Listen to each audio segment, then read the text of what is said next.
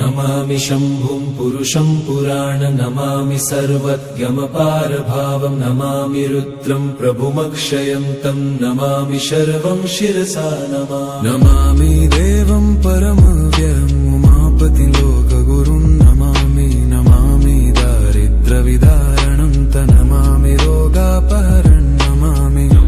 कल्याणमचिन्त्यरूपं नमामि विश्वोद्भबीजरूपं नमामि विश्वस्थितिकारणं नमामि संहारकरं नमामि गौरीप्रियमव्ययं तं नमामि नित्यं क्षरमक्षरं तं नमामि चिद्रूपममेयभावं त्रिलोचनं तं शिरसा नमामि कारुण्यकरं भवस्य भयङ्करं वापि सदा नमामि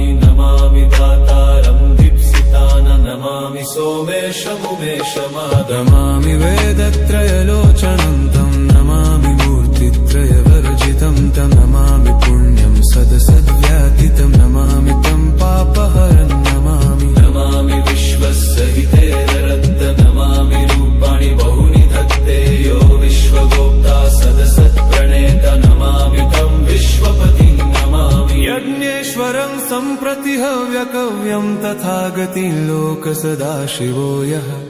आराधितो यश्च ददाति सर्वा नमामि दानप्रियमिष्टदेवं नमामि सोमेश्वरं स्वतन्त्रम् उमापतिं तं विजयं नमामि विघ्नेश्वरनन्दिनाथं पुत्रप्रियं तं शिरसा नमामि देवं भवदुःखशोकविनाशनं चन्द्रधरं नमामि गङ्गाधरमीशमीड्यमुमाधगं देववरं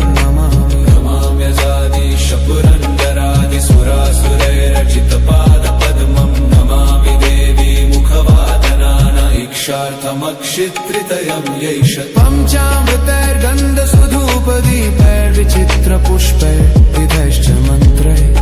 अन्नप्रकारैः सकलोपचारैः सम्पूजितं सोममहं नमामि शम्भुं पुरुषं पुराण नमामि शरणं गमपारवाम नमामि रुद्रं प्रभुमक्षयन्त नमामि शर्वं शिरसा नमामि देवं परमव्ययम् उमापति लोकगुरुं नमामि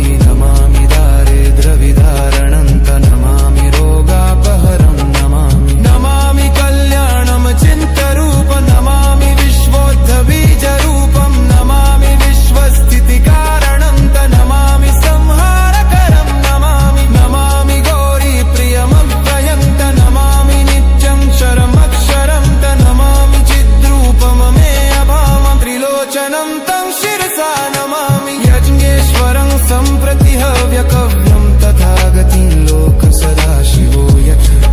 आराधितो यश्च ददाति सर्वा नमामि दानप्रियमिष्टदेवं नमामि सोमेश्वरं स्वतन्त्रम् उमापतिं तं विजयं नमामि